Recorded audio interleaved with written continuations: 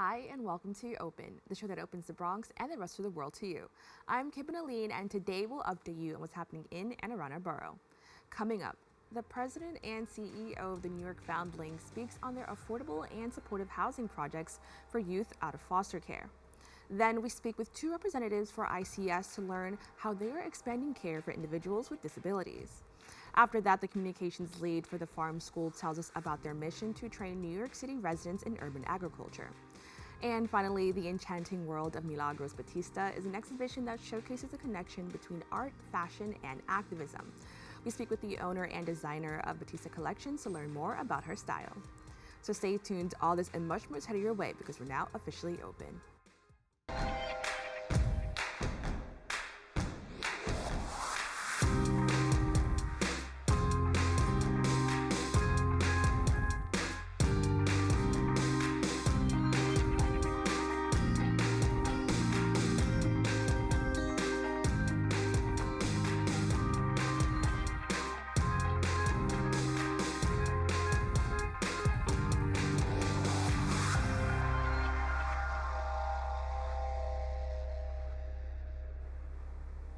Hello everyone, I'm Kim and Aline, and today is Tuesday, June 25th, 2024. You are now watching Open, a program that brings the Bronx and New York City straight to you. Don't forget to stay connected with us via social media at BronxNet TV. The New York Foundling unveiled a major affordable and supportive housing complex in Harlem, creating a new model for helping youth aging out of foster care and exiting the shelter system. The 17-story residential tower also offers extensive on-site services to support their independence with counseling, therapy, mentorship, and job training. President and CEO of the New York Foundling, Melanie Hartzog, joins me to discuss. Melanie, thank you so much for joining me. Oh, thank you for having me. It's great to be back in the borough that I started my career in. So now I'd love to learn a little bit more about the New York Foundling and its overall mission. Sure. We have been around for more than 150 years, started by the Sisters of Charity, and our mission is to continue to support people and meet them where they're at. It is always about the communities, what we serve, what they need. The Foundling has more than 40 programs and services throughout. And can you tell me a little bit more about some of the communities you serve? Absolutely. So we're in the 5 boroughs. Here in the Bronx, we have our Mott Haven Academy in the South Bronx, a pre-K through 8th grade school. And it's also co-located with our healthcare center that provides pediatric primary and behavioral health care. We're also Rockland, Westchester, and Orange County, and the island of Puerto Rico, where we have 47 early Head Start programs. Oh, wow, that's amazing. Yeah, Thank you so much for sharing that with us. Now, what has been the impact your organization had or has on families navigating foster care? The decision to remove a family or child from their family is a big one, and it is mostly traumatic experience for any age group. So what we try to do, and we've been one of the leading organizations in the field, is really to place children with what we call kin, a relative, a caregiver, a supportive neighbor in the community. More than 50% of the children in our care are with a known family member or caregiver. That's the first and foremost important to us. And then the second thing is for youth who are not going to be returning to their family, how do we support those young people in achieving their full potential? Whether it's through tutoring, providing educational supports. We know that children in foster care and their educational outcomes are lower than the citywide average, and we want to support them in achieving their full potential. Or it's participating in our Foster and College Success Initiative. We started out with 40 young people in this program in 2016. Over 300 youth are now participating in our College Choice program. And we have one young person who's going to Harvard for a master's program. Yeah, oh, it that's is so really awesome something. to hear. Yeah. Now you're expanding this effort, just to assist those in foster care, even more with housing. Can you tell us about this effort towards assisting youth aging out of foster care? Sure. So housing is an issue for every New Yorker, and when I think about how many places I've lived, if I had to write down in 25 years, it's a long list, right? And it's a real crisis. And for our young people, imagine being a 16-year-old, 17-year-old who is now, okay, I've got to find housing and navigate New York City on my own. That is daunting for anyone, but particularly for a young person in foster care with all of the traumatic experiences they've had.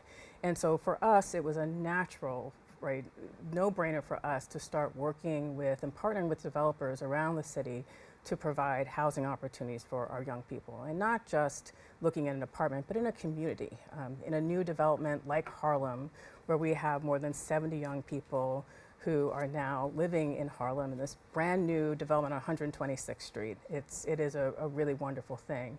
And a lot of them, you know, especially I think of Vanessa, who just moved in, who was at our grand opening and talked about how much stability this provided for her. You know, after graduating college and wanting to pursue her graduate degree in nursing, housing's a really big stabilizing factor. And you can't really think about, you know, pursuing a graduate degree, a job, economic mobility without housing. And so that support that we're able to provide is really amazing. Now, can you walk me through the steps, or just talk about when the organization realized that this demographic was in need of this assistance, especially with housing? Sure, I think we often think of supportive housing as something that is for people who have a mental health issue. We don't think of supportive housing as for young people who are now leaving foster care and trying to navigate New York City. Or for that matter, a foster child themselves at 15 years old who now finds themselves pregnant and becoming a parent, like Safia, who participates in our mother-child program. She's 15 with a 1-year-old. And so for us, it really is catering to what are the needs of that young person. It's very different to be a 15-year-old mom, right, with a 1-year-old than it is to be a 18-year-old who's leaving college. And so our supportive services are very much tailored to each individual and the different communities we serve.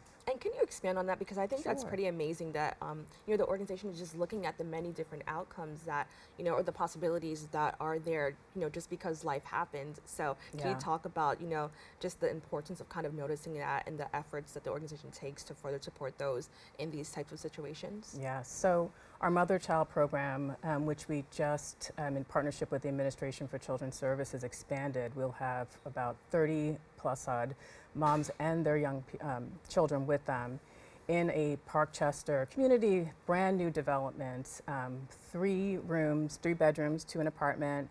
I think it's a really powerful model when you have moms who are of the same age, with the same age of children, who are going through the experience of having been removed from their homes, and now they are parents themselves and navigating the world. And I think about when I was a mom and what support I needed, when my son, who's now going to be 16, but when he was born, I thought I knew what I was doing. I needed help.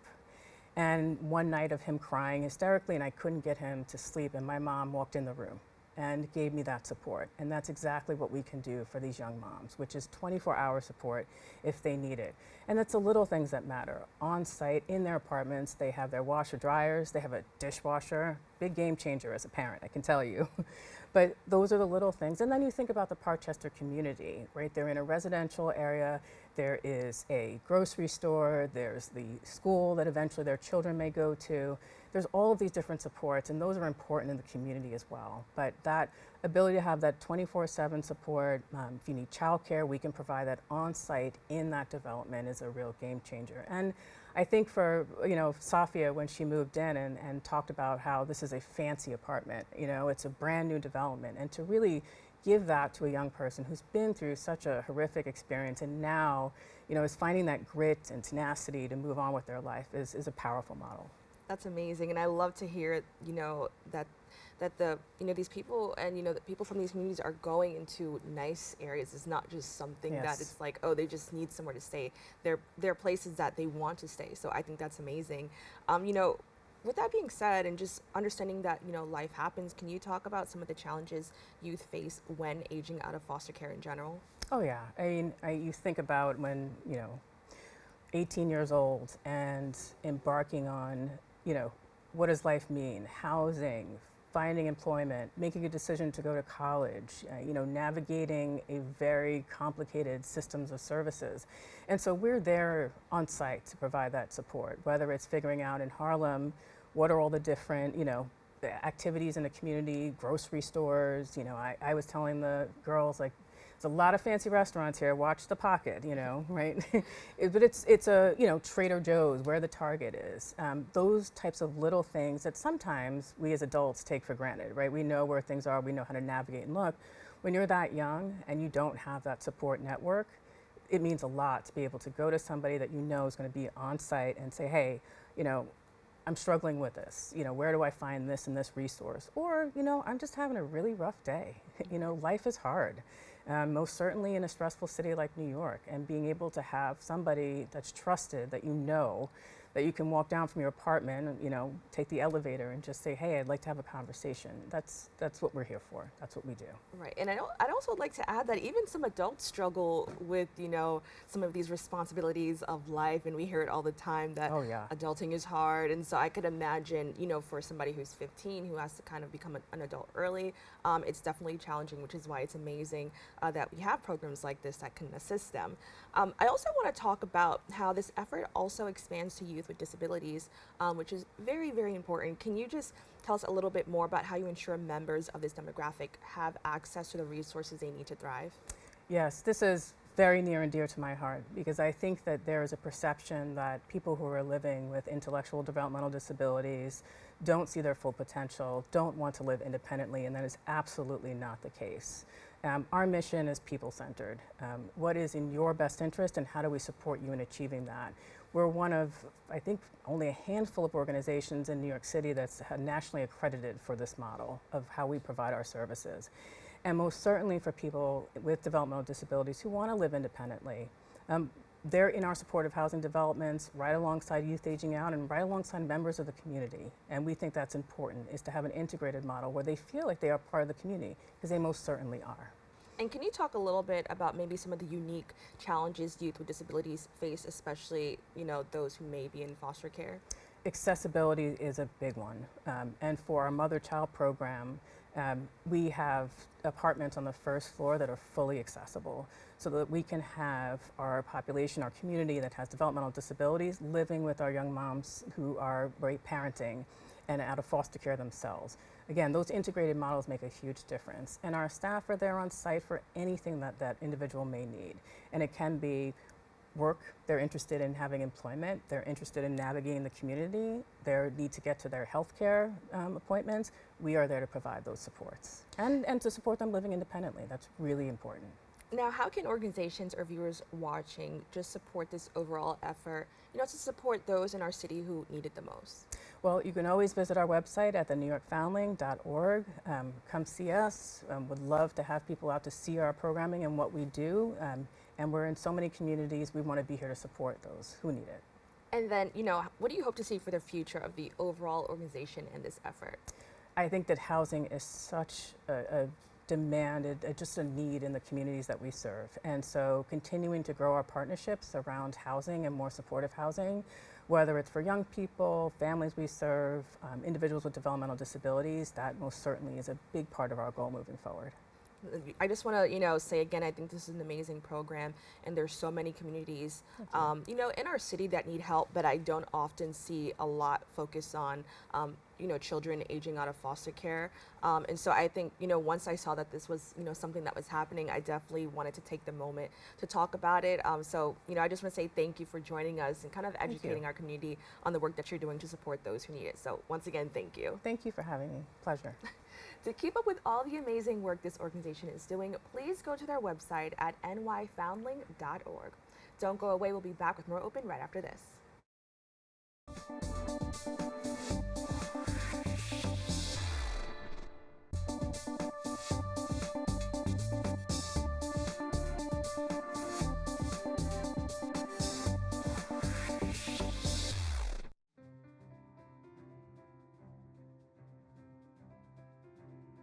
I remember when the Bronx did not really have a media outlet properly representing the people of the Bronx. BronxNet provides for the community by being a community where people can be empowered to share their voices. We are in a really great place technologically. We've got all the resources that we need to be effective. Whether it's through cameras, storytelling, editing, we have provided those services for 30 years. BronxNet's mission is to be a voice for the community. To educate, to inform, and to inspire. And you can be a part of it. We've built studios for you.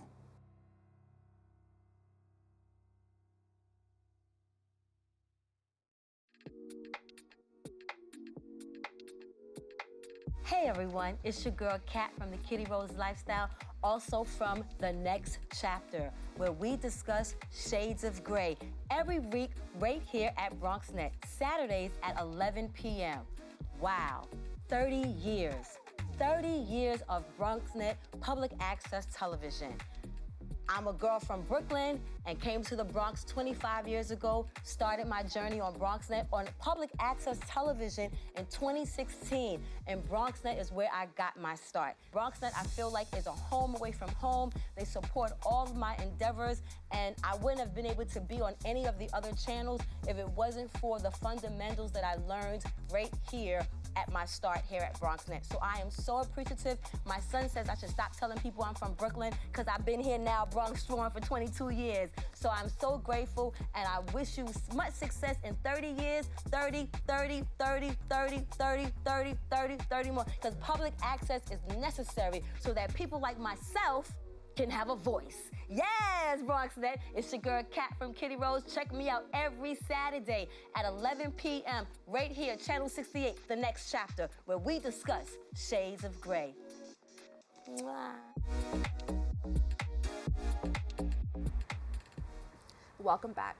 To expand care for individuals with disabilities, ICS received a $200,000 grant from the New York Health Foundation. The grant aims to enhance the development of a center of excellence in primary care for people with physical disabilities. ICS Senior Vice President of Clinical Program Population of Health, Rachael Stacom, and Outreach Associate Christy Cruz-Cullins joins me to discuss the impact this will have on the ICS community. Thank you both so much for joining me. Thanks for having us. Thank you We're for happy to having be us. here. Now, can you just explain, what are the main components of the ICS primary care program? Sure. So I just want to start by saying we are ambitious. There are several components to this.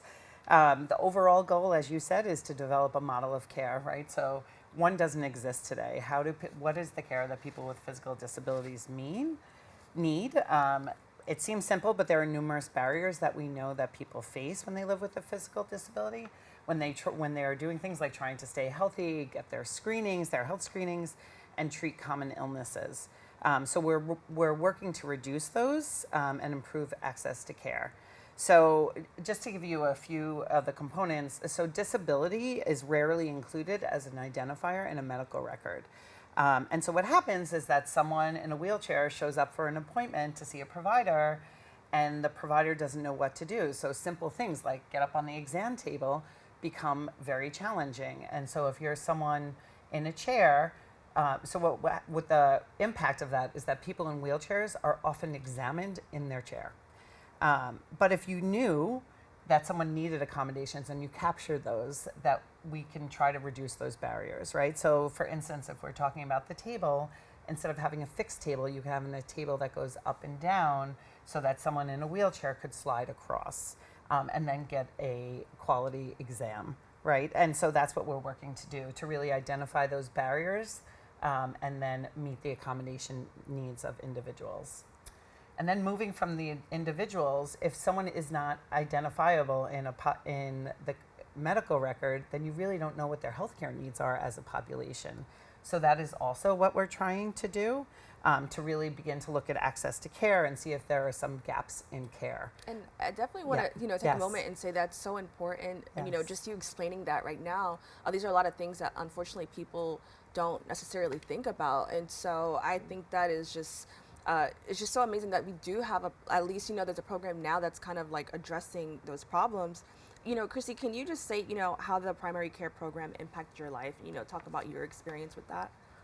For me, it impacted my life in 2016 when I became pregnant with my now 8-year-old daughter. They helped me identify a location that was wheelchair accessible, as well as a provider that was knowledgeable about people with physical disabilities, specifically women. Thank you so much for, sharing a little bit more about you and, how this has impacted you. Now, I really want to talk about the $200,000 grant, which congratulations. Thank you. That is Thank amazing. you. Can you talk about how this grant will kind of just help further support the community that you serve? Yeah.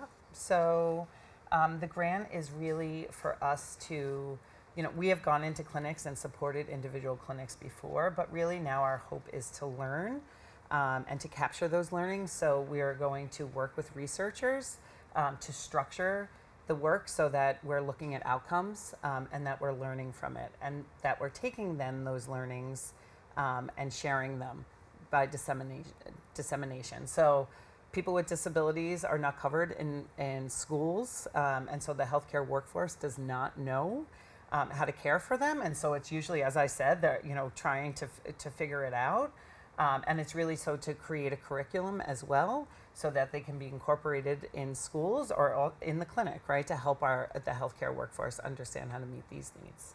And then, can you expand on the Center of Excellence in Primary Care? Is that what it? Yeah. So essentially it's really going in and saying, where are the access to care issues, where are the health inequities, and because we can't identify them in the EMR. I'm sorry, we use acronyms a lot in healthcare, in the electronic medical record. We don't know. So this is really to start collecting that data and then to say, okay. So for instance, a woman goes for a mammography. If you're quadriplegic, you can't. If you think about a mammography, you have to lift your arms, you have to lean forward. If you don't have movement, what do you do? And so we've been working to address that, and then we need to capture it, right? And say, okay, we've been able to improve this or not, and learn from that, right? And so that work can move forward. So this is really a beginning to start to reduce those health inequities that people with physical disabilities face. And I just want to add that in 2024, unfortunately, the fact that there are still people who don't have access to quality care, especially when it comes to anything that is dealing with primary care. Yeah. I think that is very shocking. Can you just further expand on how just the lack of access to this primary care can impact maybe other areas of their health? Sure. Well, if we look at people with physical disability and how they're accessing the healthcare system, we know about our members, right? We collect data. And so we see that people with disabilities are often using the ER in lieu of primary care, right? I have a urinary tract infection, so I'm going to go to the ER and get it treated because I can't get in to see a provider. And so they wait, and then when they're very sick when they show up, and so then they're being admitted and will stay there for an average of like 8 days. So how do you get in front of that, right? Can you prevent the urinary tract infection, or can you identify it early so that it's treated outpatient? And so these are the things that we're trying to address through really comprehensive quality primary care. Now, Christy, how do you hope this funding will continue to further support efforts to assist those with disabilities? My hope is that it assists in just educating the public and bringing awareness to not only what we have to offer as an organization, right, but allow others to want to mimic what we are doing, right? Because the more folks that are doing it, the better system we have medically. Yeah. And can you further expand? I know that you are currently outreach associate. Can you just further expand on, some of the work that you do, with the community, and how you hope, this funding, and just how, we hopefully plan to move forward could impact the community as well?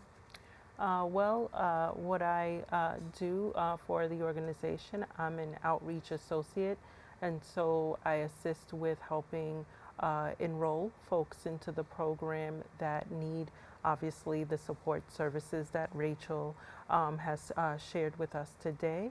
And the goal is to make sure that people live better, healthier lives. I think the other thing, I'm just going to jump in for Christy, because I think the other thing that Christy does incredibly well is speak to lived experience and to say, you deserve more. You deserve better care, and you can ask for it, and you can demand it, right? Absolutely. And I think it's so important that I definitely have to, highlight that it's not just, there's people from the community working at ICS. We spoke to the organization many times before, and there's always people from, who have disabilities working, with ICS, and it's not just, it's not like a one-sided thing. Can you speak to the importance of, being a part of the community and working with the community as well? I think as a recipient of the service, playing both sides of the fence, so to speak, it's a win-win because I know firsthand what the organization has done for me personally, but I also know that professionally I'm able to assist someone in getting those same support services that I've used. And I could imagine, and you can speak to this, I'm assuming that, people who join probably feel like a little bit more comfortable if they hear, you say, oh, this organization has helped me out. Is that something that you've heard as well? I've definitely done that. They are very delighted to see that I'm also a person with a disability, kind of, doing the stuff from the background and being able to help them. They're very happy with that. That's amazing, and it's something that I love to hear and definitely wanted to highlight. Now, Rachael, how does ICS ensure that they continually evolve to meet the needs of people with disabilities? So I think we try very hard to listen to what the community needs and try to address them. So there's an advocacy league that's created by people with disabilities. They meet regularly with the leadership staff to really give feedback, and it also allows us to ask questions too, to hear from the community about what their needs are. And we also, as I said, collect data, right, to see where are the health disparities and where are the gaps in care. And then to get feedback from them when we say, okay, we have a plan. Is this plan right? Is it going to work? Because, the cry from the disability community is nothing about us without us, and we try very hard to live that. I also want to take a moment to kind of ask you a little bit more about the technology, because I understand that is a really huge thing. Can you talk about, how technology is being used to evolve these services? I mean, technology, and look at the pandemic, right? Like, we all went to technology to work, to live, and the healthcare system is no different. And so access to technology becomes vital. It's really how we are learning. And so if you look at population health, right? So we say, oh, people in the Bronx need this. It's all by using technology. And so currently, people with physical disabilities are invisible. They do not exist in the healthcare system, and there's work being done to address that. Without technology, they're not going to be seen, right? And that's really what we're working to change. And so our goal is to spread, right? To learn and to spread those learnings so that it's not just our members, but people with disabilities throughout the country. And how can people get in touch with the organization to learn more, to, eventually support, even collaborate? Yes. So reach out to ICS. And I feel like one is, if you're a person with a disability and need a primary care, or if you're interested in participating in this pilot, reach out to ICS. It's icsny.org. You might get Christy. Together we will answer any questions you have. We look forward to hearing from people. And Christy, who is eligible for the primary care program, and how can people learn more, or how can people know that this may be the right program for them? Well, you obviously, a person with a physical disability, be a Medicaid recipient to participate in the program. All right, well, I want to thank you both so much for joining me and having this discussion. I think it's so amazing. Earlier today we learned about some other programs that are available, for youth with disability. And so I think it's so important that we continue to have these discussions, because, I was really sad to hear that in 2024 there are still people who don't have access to, adequate primary care. And I definitely think as a society, it's up to all of us to do better, to make sure that we all have what we need. So once again, I want to thank you both so much for joining us and having this conversation. Thank you. Thank you so much. To learn more about their efforts in supporting those living with a disability, please go to their website at icsny.org. Stay tuned. We have more for you right after this.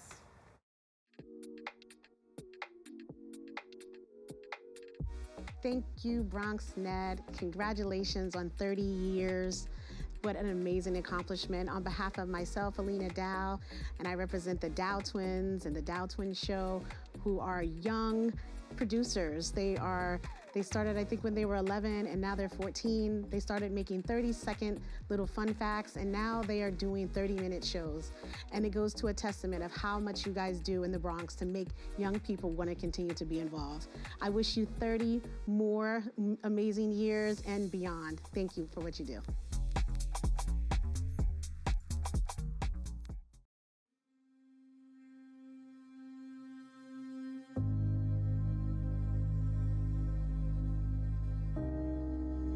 Only 57% of New York City high school students are college ready by their senior year.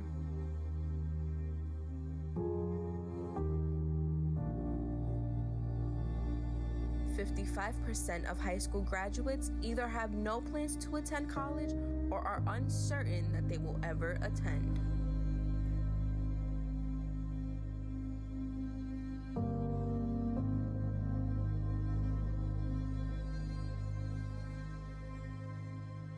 34% of young adults don't go to college because they can't afford it.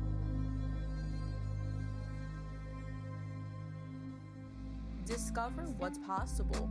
BronxNet's education programs, internships, and opportunities help engage and inspire Bronx youth and beyond to pursue their passions. Be a part of the BronxNet family.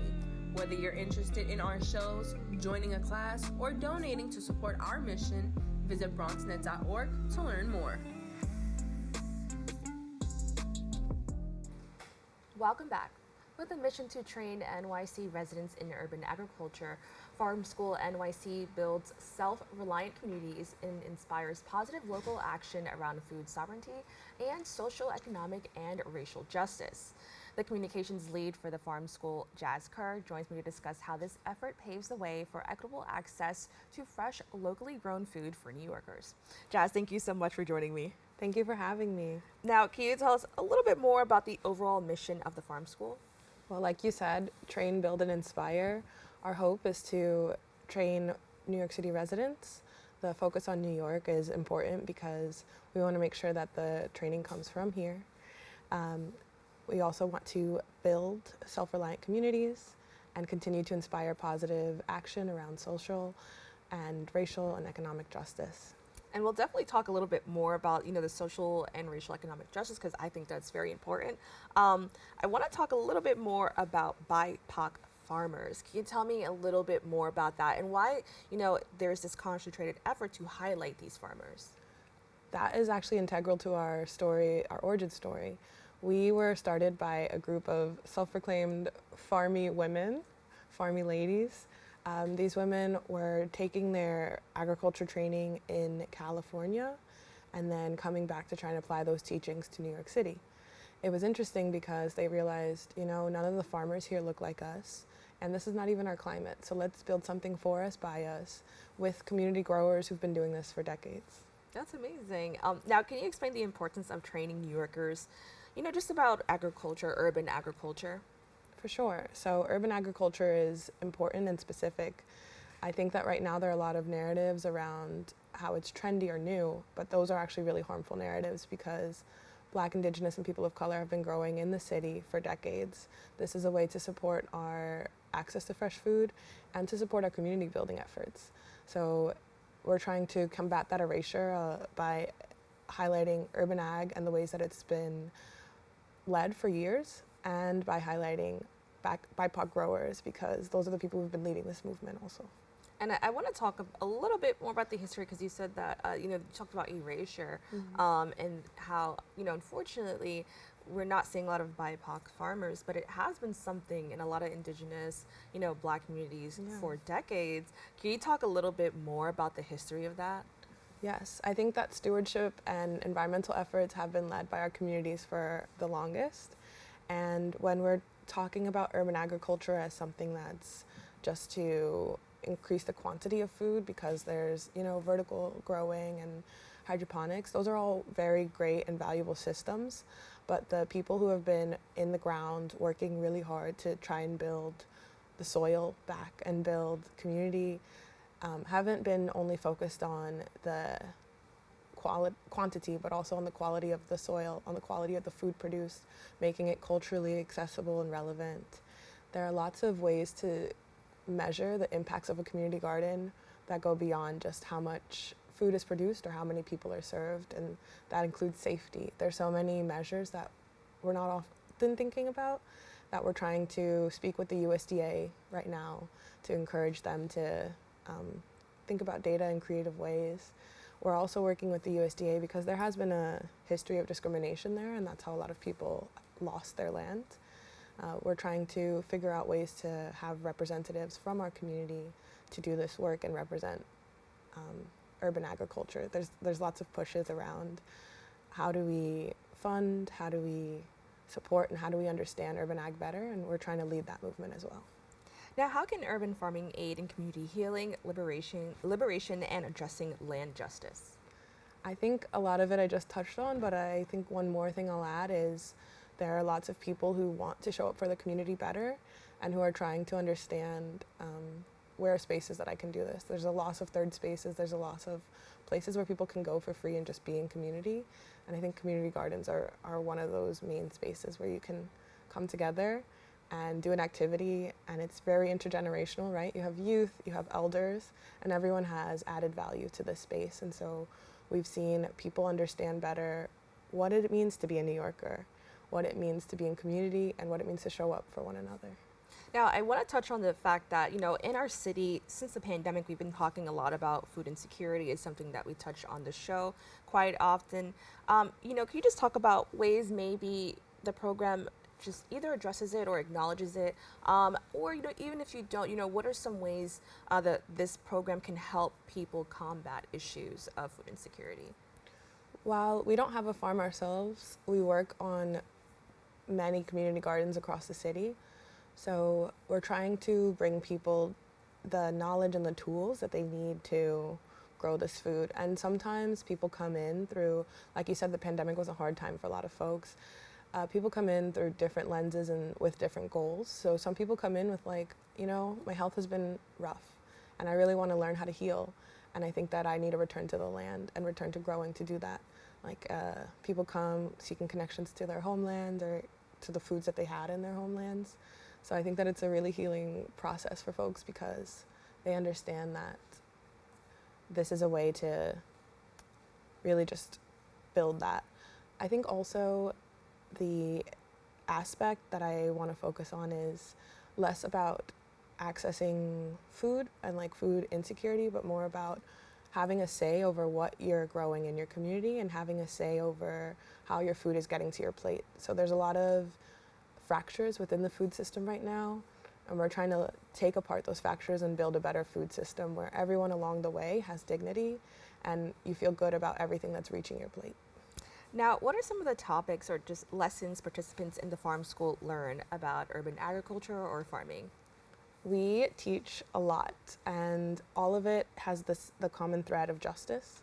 So we start with training of trainers, where you learn how to impart this knowledge that you're given onto others. We practice everything we teach with a popular education model. So the popular education model means that there's no one in the classroom who's an empty vessel. At any point, you have something to offer to the educational experience. And so it's not just like a lecture style where somebody's telling you everything. It's collaborative and exploratory learning. And we also teach food justice foundations, where you understand the history of growers and the battles fought for land by community gardeners from different mayors. And we teach around learning the land, like I said, just getting more familiar with who stewarded this land before us. Even botany, but I think what I meant when I said that we focus on justice is like, while we do teach irrigation, before you ever touch an irrigation system, you learn about indigenous water rights and the struggles that they fought as well. Oh, that's amazing. And I'm hearing so many terms, and I'm like, maybe I should take some of these classes, because I think it's so interesting, you know, coming from New York. There's so much about, unfortunately, so much about nature and farming that we, you know, if you grew up in the city your whole life, that you don't really know about. Before I talk a little bit more about that experience, can you tell me a little bit more about the different programs that are offered? Sure. We have two programs. Our main program is a cohort-based program that usually lasts a year. That program is actually under revision, where we're doing a revision of the program structure and the curriculum. So that one's under wraps right now. But we also have public programs all year. Our next public program is actually going to be beekeeping, and I'll be teaching that. So please sign up if you care about the bees. Can you quickly tell us a little bit more about the beekeeping? Yes, we're going to be focusing on native bees. We're going to be talking about the ways that different cultures have stewarded bees for years, and the ways that you can support pollinator habitats across New York City. So like you said, we often don't have as much access to green space, and that's intentional, right? That's due to redlining and lots of other things that our communities face. But we're trying to right that and create access to understanding how you can be a part of your ecosystem and continue to support it. Yeah, so I definitely like touching on that. You know, so many people from New York, I can't even remember the last time I maybe touched a plant, because I'm just so used to just silver, metal, concrete. That's just a huge part of our city. With that in mind, how can New Yorkers use what they learned, to kind of cultivate, their communities and just bring what they learned back into their neighborhoods and into their homes? Yeah, the main thing about training of trainers is to try and allow you to take that education beyond yourself. So I think education is often thought of as something that you store or use, but we're thinking of it as something that you share and exchange. And so hopefully after taking our courses, you feel empowered to go back into your community and use what you've learned to improve it. So that can look like joining your community garden, that can look like starting a farmer's market, or even starting a farm upstate where you donate the produce back to the city. So we've done all of these, our students have done all of these things, and we're super proud and we're excited to see what else they dream of and the ways that they want to support and build out their communities. And with that being said, you sound like you have some amazing students. Who is eligible to join this program? And maybe what are some of the requirements to join? We ask that students are 18 plus. It would be great if you had some interest in joining your local community garden or just some plans around what you want to grow afterward. So you don't have to have a business plan by any means, but a lot of folks come in like, I just want to build a better community of folks who know how to care for the land. That's a great goal. So as long as you're an adult and you have some interest in serving your community in these ways, this is a great space to learn what that means, what that looks like, and how to continue that legacy that our farmers before us and our growers and gardeners have led for us. Now, could you just, maybe quickly tell us, what got you into this type of work? And you mentioned that you're going to be working with bees, so, it just keeps on expanding. What is it about this field that kind of inspires you to continue doing it? I've been doing justice work for my whole life. So when I went to university, I started studying gender studies, and I realized the ways that systems were built to create divisions and to create a lot of struggle, and I wanted to figure out how to create systems that repaired that or that, were liberatory. And so I knew that liberation comes from the land, and so I said, let me start here. And then I realized I don't know, like you said, I haven't touched a tree in a while. Let me figure out where these people are that are able to teach me how to be in right relationship with the land, and it was farm school. So I think that I was led to this work because justice is intersectional, and I want to make sure that the foundations of my work start from the ground up, literally. Well, Jazz, I want to thank you so much for joining us and kind of having this really cool conversation about things that are happening right here in our city. So thank you again. Thank you for having me. This has been wonderful. To learn more about the programs they offer, please go to their website at farmschoolnyc.org. We have to take a quick break, but we'll be back with more Open right after this.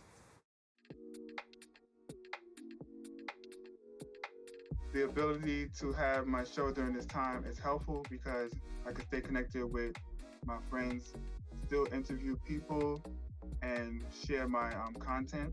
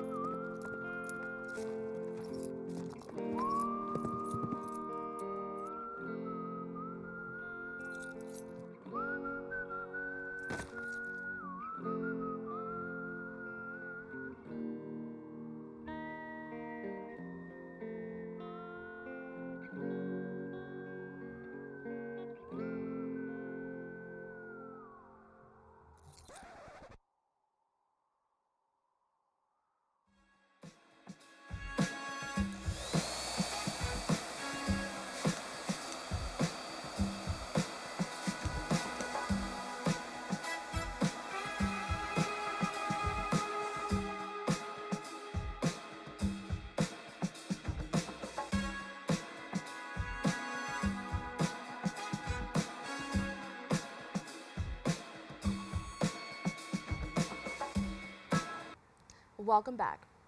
The Children's Art Carnival presents The Enchanting World of Milagros Batista, an exhibition that showcases the connection between art, fashion, and activism. The exhibition fully captured visitors, and due to popular demand, it has been extended.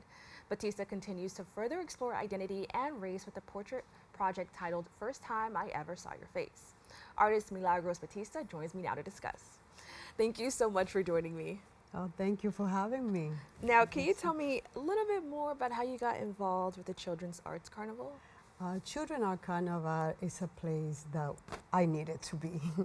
It's grounded in a community providing services for 55 years. Open door to the community. I am a very ground community person. My field prior to being a designer and doing what I'm doing now as an artist was activism and social work. So I have always been involved in the community.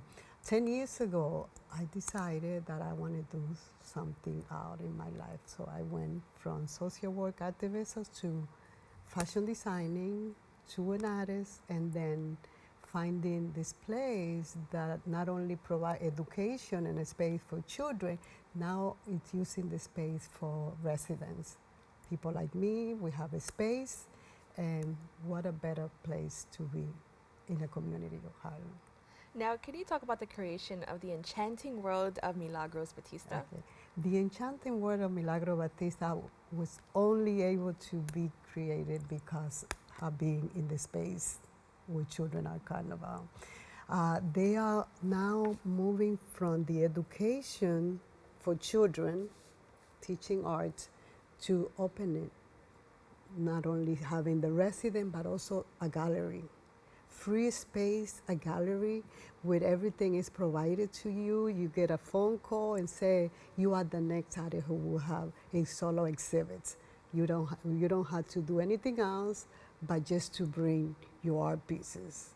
And what else can I do?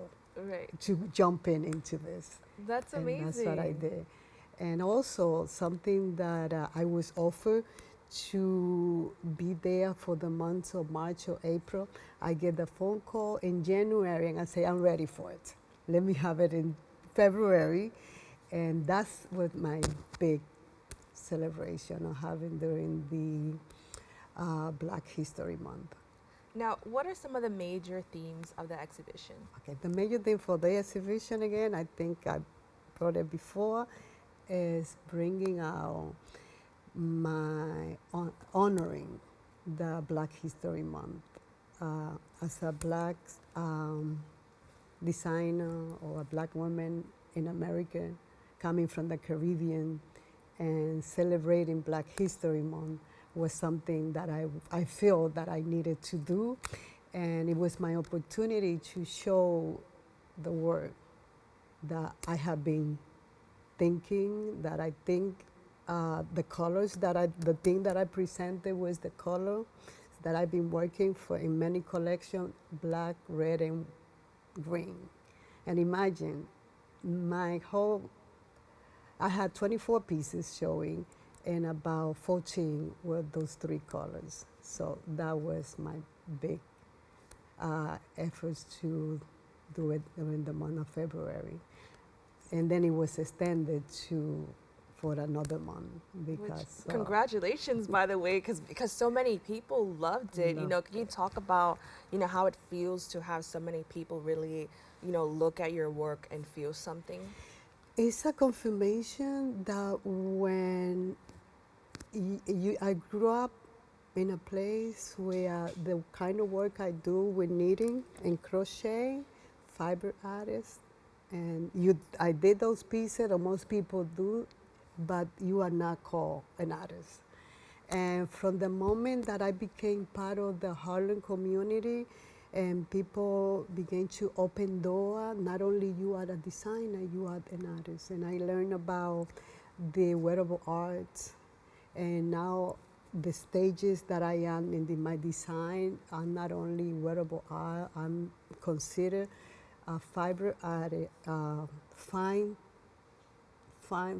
fiber artist. And that is what people, when they see my work, they say, oh my God, it's a piece of art.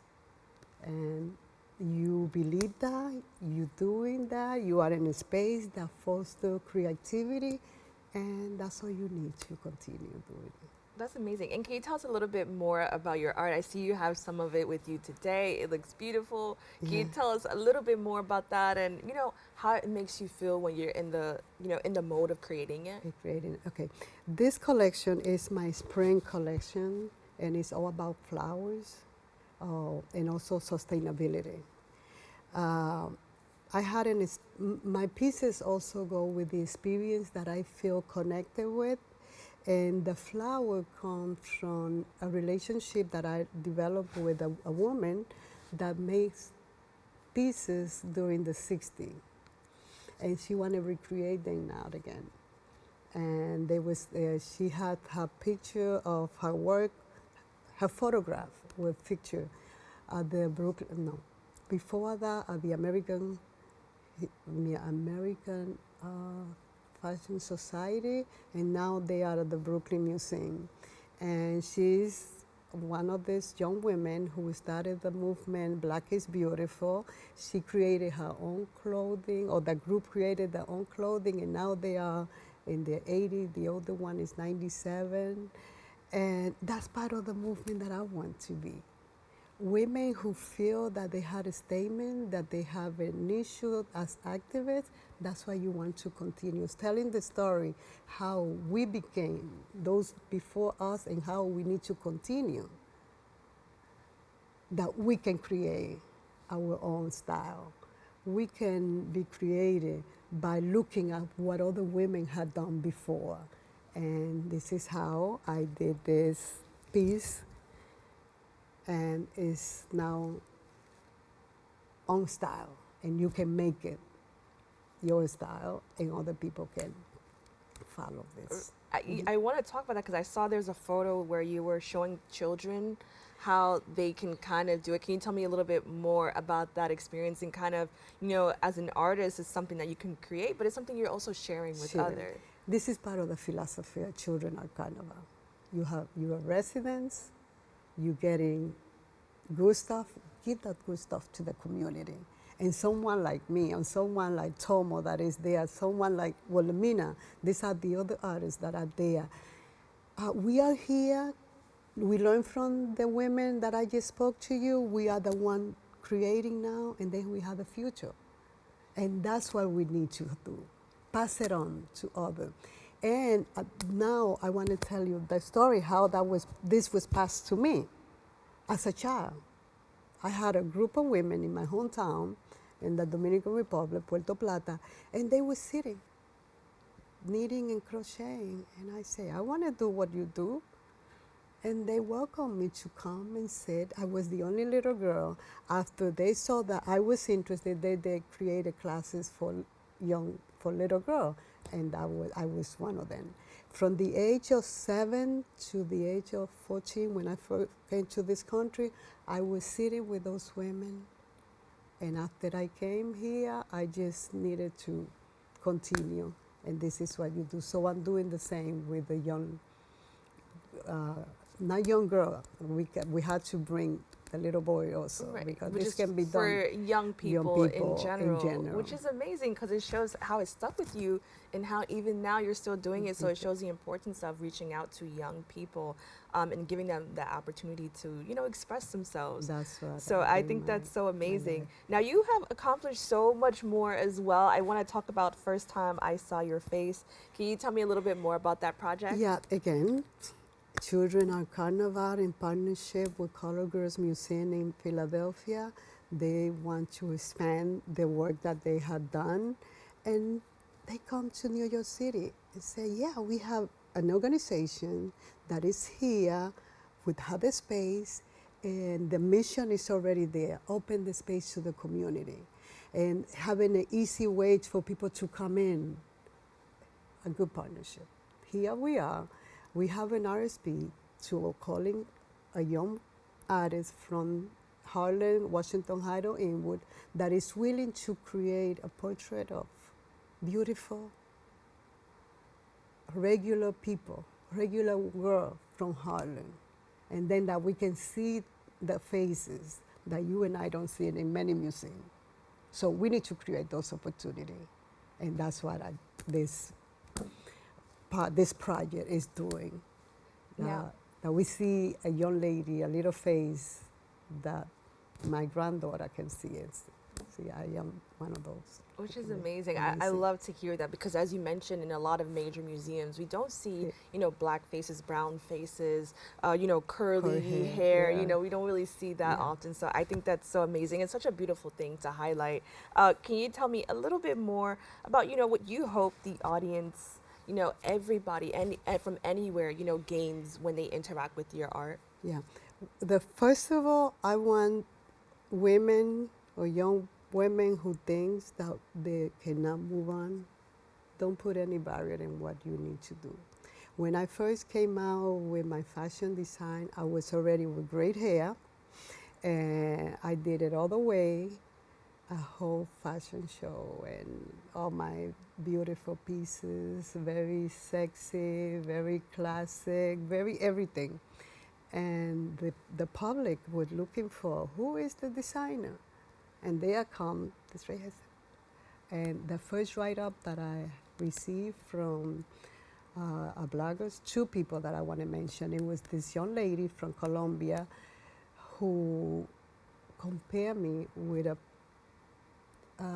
figure that only can be created by a writer, imaginary woman or person. And she said, only a writer from Colombia, Marque, I can't remember his name, but only he could create this in him, but this is real. That doesn't matter what age, you can do what you want to do. And Milagros, you proved that to me. And the other piece that another blogger say is a atypical designer. You should not expect anything. You just go and do what you feel. And for those two, it was a male and female who created what I really feel that I needed to do. That is what I want people to know. Do it, no matter, don't put any barrier, just go out there and do it. I want to say you're such an inspiration for that. And with that, we're out of time, but I want to thank you so much for joining us and sharing your passion with our community. I'm encouraging more people to do what they love. So thank you again. Thank you for having me. To learn more about Milagros Batista and her artwork, please go to her website at batistacollections.com. We've come to the end of our show today. I'd like to thank all of our guests for joining us and you, the viewers, for tuning in. If you missed any part of today's show, you can catch the Recable cast at 5 and 10 p.m. on Optimum Channel 67 and Verizon Fios Channel 33, or watch anytime on the web at BronxNet.org. You can catch a brand new episode of Open with Darren Jaime on Wednesday and with Rena Valentine on Friday. I'm Kib and Aline, wishing you and yours safety and wellness now and always. See you next time.